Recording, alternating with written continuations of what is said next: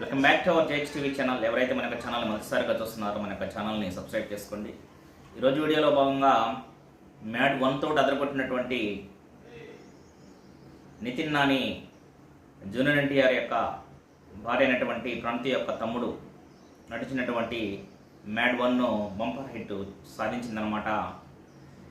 ఇప్పుడు అదే తారాగణంతో వచ్చినటువంటి సూర్యలంక నాగవంశీ మరియు శ్రీ సాయి సౌజన్యుల యొక్క ఆధ్వర్యంలో, నిర్మాతల యొక్క ఆధ్వర్యంలో వచ్చినటువంటి మ్యాడ్ స్క్వేర్ ప్రేక్షకుల్ని మంచిగా ఆకట్టుకుంటుంది. ఈ యొక్క మ్యాడ్ స్క్వేర్లో నటించినటువంటి నటీనటులను ఒకసారి చూసినట్లయితే శోభను, దాని తర్వాత నార్నే నితిన్ రాము మరియు విష్ణు ఓయి కథానాయకులుగా నటించినటువంటి ఈ మూవీకి కళ్యాణ్ శంకర్ డైరెక్టర్ వహించడం జరిగింది. దీని యొక్క సంగీతానికి బీమ్స్ సంగీతం వహించడం జరిగింది. ఇంకా ఈ యొక్క మ్యాడ్ స్క్వేర్ యొక్క మూవీ యొక్క సక్సెస్ మీట్లో భాగంగా ఈరోజు హైదరాబాద్లో జరిగినటువంటి ఒక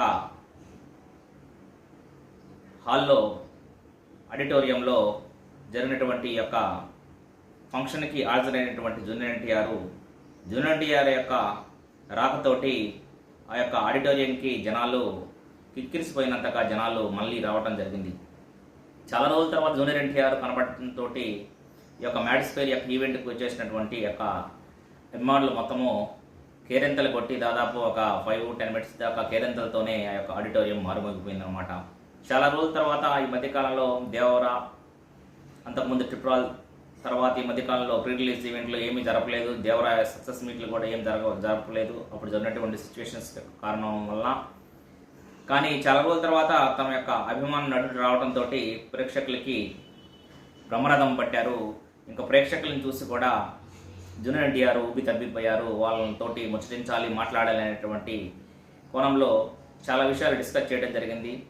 మెయిన్గా ఫస్ట్ స్టార్టింగ్లో ఏదైతే మ్యాడ్ స్క్వేర్ యొక్క ఈవెంట్ గురించి, వాళ్ళ యొక్క సినిమా గురించి పొగుడుతూ ఒక్కొక్కరిని మెచ్చుకుంటూ సాగించినటువంటి తన స్పీచ్లో ముందుగా నిర్మాత సూర్యలంక నాగవంశీ గురించి మాట్లాడుతూ, మంచి నిర్మాత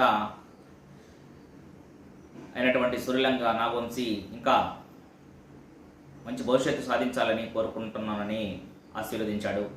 ఇంకా నితిన్ రామ్ అనేటువంటి ఇంకొక క్యారెక్టర్ గురించి కూడా బాగా చక్కగా మెచ్చుకోవడం జరిగింది.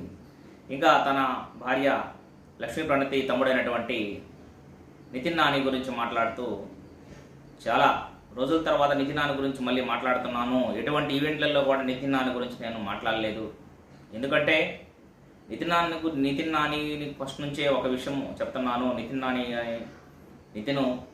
ఆయన స్వతహాగా ఎదగాలి అనేటువంటి కోణంలోనే ఇంతవరకు ఎటువంటి ఎంకరేజ్మెంట్ కోణంలో కూడా నేను రాలేదు ఎటువంటి ఈవెంట్లకు కూడా.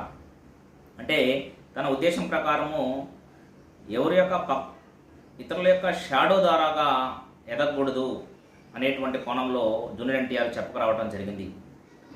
తన యొక్క స్వయం కృషితోనే ఎక్కి రావాలి, స్వయం కృషితోనే ఏదైనా సాధించాలి, తన యొక్క టాలెంట్ని ప్రూవ్ చేసుకోవాలి అనేటువంటి కోణంలో జూనియర్ ఎన్టీఆర్ ఎంతో ఎంకరేజ్మెంట్ కోణంలో నితిన్ని ఎంకరేజ్ చేయడం జరిగింది.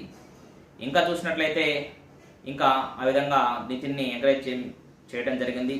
మిగతా నటీనటుల గురించి ఆ యొక్క సినిమాలో నటించినటువంటి మెయిన్గా ఈ మూవీ యొక్క కామెడీ యొక్క విషయంలో జూనియర్ ఎన్టీఆర్ మెచ్చుకోవడం జరిగింది. కామెడీ పండించాలంటే ఒక జంధ్యాల, దాని తర్వాత వచ్చేసి ఈవి సత్యనారాయణ, వీళ్ళ తర్వాత ఇప్పుడు ప్రజెంట్ కోణంలో కామెడీ మూవీస్ తీయాలంటే కళ్యాణ్ శంకర్ చక్కగా తీయొచ్చు అని నిరూపించినటువంటి డైరెక్టర్ కళ్యాణ్ శంకర్ని మెచ్చుకోవడం జరిగింది. ఎందుకంటే హాస్యం పండించడం మామూలు విషయం కాదు, కడుపు నవ్వించడం అనేటువంటిది కూడా మామూలు విషయం కాదు. అది దేవుడిచ్చినటువంటి కళని కూడా మెచ్చుకోవడం జరిగింది. ఇంకా ఈ యొక్క మూవీలో నటించినటువంటి సునీల్ గురించి మాట్లాడుతూ, సునీల్ కామెడీ కూడా మామూలు లేదు, ఒక రేంజ్లో ఉందన్నమాట సునీల్ కామెడీ. మళ్ళా పూర్తిస్థాయి కామెడీ యాక్టర్ని ఈ యొక్క మ్యాడ్ స్క్వేర్లో చూసాము. నితిన్ ఇలాగే కంటిన్యూ చెయ్యి, మరియు సునీల్ నీ యొక్క కామెడీని ఇలాగనే ప్రేక్షకుల్ని కడుపుబ్బా నవ్విస్తూ ముందుకు తీసుకెళ్ళు, ఏది చేసినా సరే కామెడీని మటుకు వదలొద్దు అని కూడా సునీల్కి చెప్పడం జరిగింది. ఇంకా సత్యం రాజేష్కు చాలా రోజుల తర్వాత జూనియర్ ఎన్టీఆర్ మెచ్చుకోవడం జరిగింది. చాలా రోజుల తర్వాత బ్రేక్ వచ్చినట్లుగా సత్యం రాజేష్ యొక్క కామెడీకి కూడా జూనియర్ ఎన్టీఆర్ బాగా మెచ్చుకోవడం జరిగింది. తర్వాత ఇంకా రఘుబాబు ఇంకా మిగతా వాళ్ళు నటినట్లు ఇంకా చాలామంది నటించారు. వాళ్ళ గురించి ఒక్కొక్కరిని మెచ్చుకుంటూ ఆ యొక్క మూవీని ఆశీర్వదించడం జరిగింది.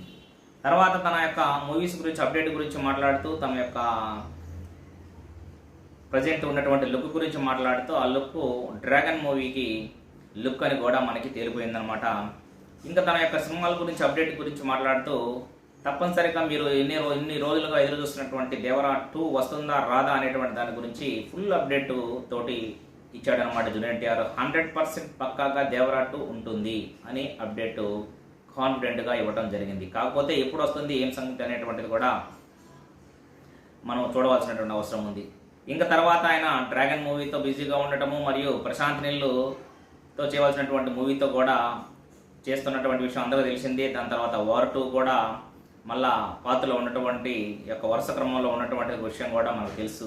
ఇంకా ఇంకొక విషయం తన మనసులో భావాన్ని బయటపెట్టాడు. అదే సూర్యలంక నాగవంశీ శ్రీ సౌజన్యుల యొక్క ఆధ్వర్యంలో తను కూడా ఇంకొక సినిమాని తీయబోతున్నాను అని కూడా ఇండైరెక్ట్గా చెప్పడం జరిగింది. కాకపోతే ఆయన యొక్క విషయాల గురించి నాగవంశీ అతి త్వరలోనే అప్డేట్స్ ఇస్తాడు మీకు అందరికీ. ఈ యొక్క అంటే పూర్తి వివరాలు ఈ మధ్య కాలంలో ఈ యొక్క వార్ 2 మరియు డ్రాగన్ దాని తర్వాత దేవరా 2 ఇవన్నీ ఫినిష్ చేసుకున్న తర్వాత ఈ యొక్క మూవీ వచ్చేటువంటి అవకాశం ఉంది అని కూడా చెప్పుకురావడం జరిగింది. ఇంకా జూనియర్ ఎన్టీఆర్ యొక్క లుక్ గురించి మనం చూసినట్లయితే జూనియర్ ఎన్టీఆర్ స్పీచ్ అయితే గుండెల్ని హత్తుకునే విధంగా ఉన్నది. దాని తర్వాత అక్కడ వచ్చినటువంటి వాళ్ళు కూడా వాళ్ళని ఫుల్ ఎంకరేజ్మెంట్గా జోష్లో నింపినటువంటి మ్యాడిస్క్వేర్ యొక్క యూనిట్ సిబ్బంది ఫుల్ ఖుషి అయిపోయారు. ఇంకా చూసినట్లయితే జూనియర్ ఎన్టీఆర్ యొక్క లుక్ చూసినటువంటి అభిమానులు ఏంటబ్బా ఇంత సన్నగా అయిపోయాడు అనేటువంటి డౌట్స్ చాలా మందికి వచ్చాయన్నమాట. ఆ లుక్ డ్రాగన్లో ప్రశాంత్ నీళ్ళు ఫ్రేమ్ చేసినటువంటి లుక్గా మనకి పూర్తిగా అర్థమైందనమాట. ఏదేమైనా సరే చాలా రోజుల తర్వాత అభిమానుల్ని ముచ్చటించి మరియు కొంచెం ఎంకరేజ్మెంట్ చేసి మళ్ళీ చాలా రోజుల తర్వాత అభిమానులు ముందుకు వచ్చినటువంటి జూనియర్ ఎన్టీఆర్ తోటి అభిమానులు పూర్తి స్థాయిలో ఆనందంగా ఉన్నారన్నమాట. ఈ వీడియో కానీ మీకు నచ్చినట్లయితే లైక్ చేయండి, షేర్ చేయండి, సబ్స్క్రైబ్ చేసుకోండి. Thank you.